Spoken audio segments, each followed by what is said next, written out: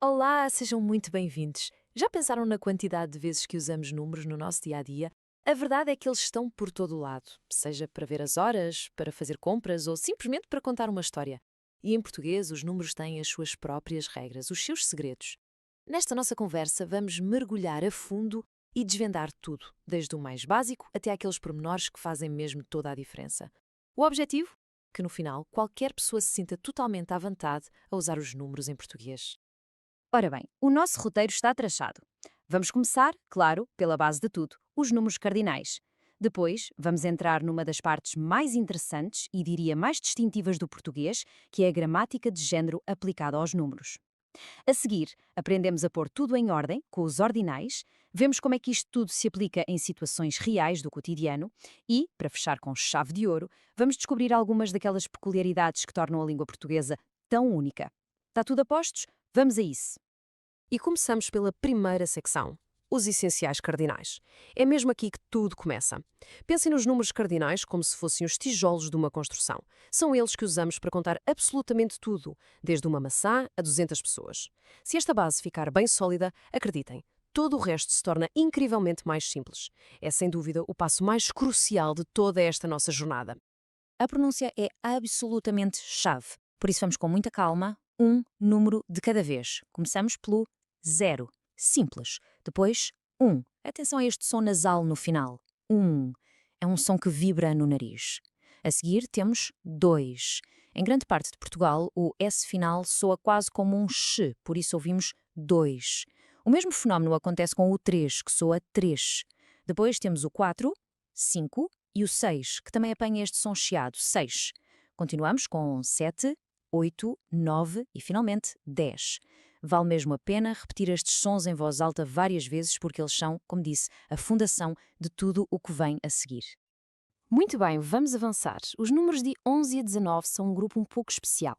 O 11, o 12, o 13, o 14 e o 15 têm nomes únicos, são palavras que temos mesmo de memorizar.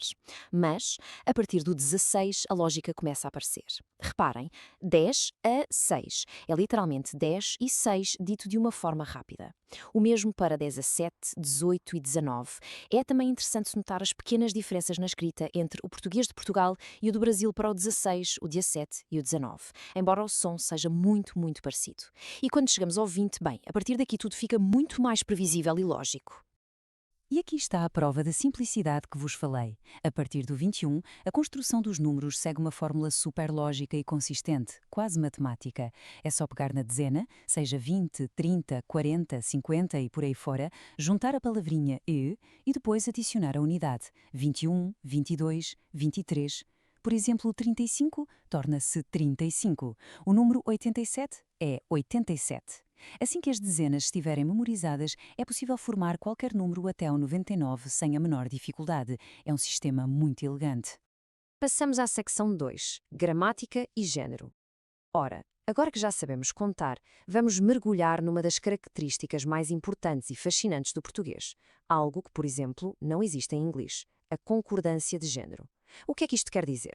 Significa que alguns números, literalmente, mudam a sua forma para concordar com o género, masculino ou feminino, da palavra que estão a descrever. Vamos ver exatamente como é que isto funciona. O ponto essencial a reter é este. A concordância de género não é opcional, não é uma sugestão. É uma regra fundamental da gramática portuguesa.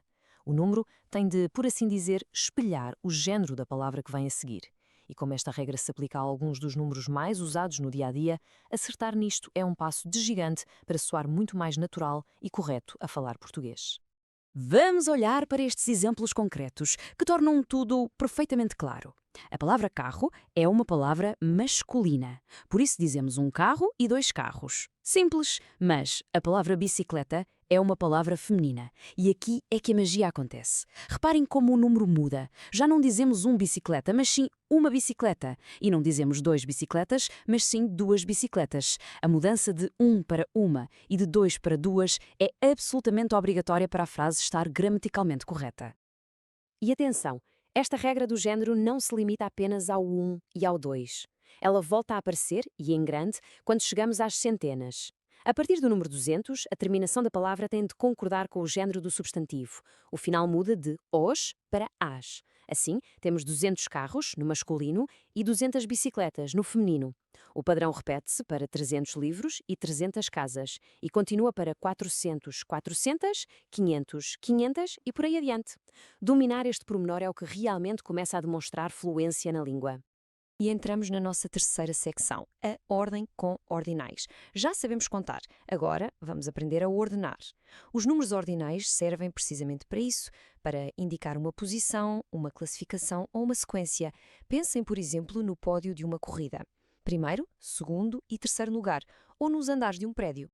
E tal como acontecia com alguns cardinais, os ordinais também seguem a regra do género. Para cada posição, há uma forma masculina e uma forma feminina. Dizemos o primeiro classificado, mas a primeira classificada. O segundo andar, mas a segunda porta. Reparem também nos símbolos que se usam na escrita. Aquele pequeno O sobrescrito para o masculino e o pequeno A para o feminino. Como podemos ver na tabela, esta regra de concordância aplica-se a todos, sem exceção. 10º/10ª, 20º/20ª, etc. Agora um detalhe muitíssimo útil, uma dica de mundo real. Embora existam formas ordinais para todos os números, por exemplo, 57º para 57º, na prática, e especialmente na conversa do dia a dia, para números mais altos e complexos, é muito mais comum usar o número cardinal. O exemplo é perfeito. Em vez de se usar a forma longa e complicada, as pessoas simplesmente dizem que o Pedro chegou na posição 57. É mais direto, mais simples e soa muito mais natural. Quarta secção, os números no mundo real. Pois bem, já temos a teoria toda arrumada, agora vamos à prática. Como é que todos estes números, sejam eles cardinais ou ordinais, são realmente usados nas conversas do dia a dia? É aqui que o conhecimento se transforma em verdadeira comunicação. Dizer um número de telefone tem as suas próprias convenções. Em Portugal, por exemplo, é muito comum agrupar os dígitos de 2 em 2. Facilita a memorização. Um número como 91, 23, 45, 67 seria lido como 91, 23, 45, 67. Já no Brasil, há uma particularidade cultural fascinante. Para o número 6 é muito frequente usar-se a palavra meia, que vem de meia dúzia.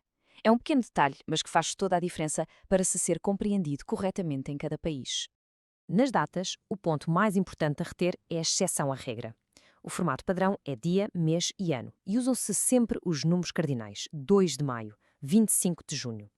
A única e muito importante exceção é para o primeiro dia do mês. Nunca, mas nunca se diz 1 de maio. A forma correta é sempre 1º de maio. O dia 1º de janeiro, o dia 1º de abril, é uma regra de ouro que se deve memorizar. Aqui vemos uma nuance do uso muito interessante. Para os andares de um edifício que implicam uma sequência, uma ordem vertical, os ordinais são a norma. Primeiro andar, segundo andar, terceiro andar. No entanto, para identificar algo específico, como um capítulo de um livro ou o número de uma porta, a tendência é usar o número cardinal. Diz-se capítulo 3 ou sala 5. É o contexto que dita qual a forma mais natural a usar. E chegamos à nossa última secção, as peculiaridades. Para terminar, vamos focar-nos naqueles detalhes e diferenças que muitas vezes confundem quem está a aprender português. São estas pequenas regras que, uma vez dominadas, realmente elevam o nível de fluência e ajudam a evitar os erros mais comuns. Esta é, talvez, a diferença mais visual e que pode causar mais confusão, especialmente quando se lida com dinheiro ou com dados numéricos. Em português, a função do ponto e da vírgula é o exato oposto do que acontece em inglês. O ponto usa-se para separar os milhares. Por exemplo, 80.000 escreve-se 80.00. E a vírgula é usada para indicar as casas decimais. Um preço como 15,99 € escreve-se euro 15,99. É uma inversão total que requer muita atenção, especialmente ao ler preços ou documentos. E aqui temos um resumo brilhante de 3 diferenças cruciais. Primeiro, a distinção entre 100 e 100. 100 usa-se apenas para um número 100 exato e redondo. Se for 101, já passa a ser 101. Segundo ponto, e muito importante, nunca se diz 100 ou 1000. É simplesmente 100 pessoas ou 1000 problemas. E por último, uma regra muito importante. As palavras milhão e milhões precisam sempre da preposição de a seguir. 1 milhão de euros, 2 milhões de pessoas. E assim chegamos ao fim da nossa viagem pelos números em português. Vimos os blocos de construção, as regras de género, como ordenar as coisas e as peculiaridades que os tornam tão únicos. A estrutura está agora, espero, muito mais clara. A questão final fica para reflexão.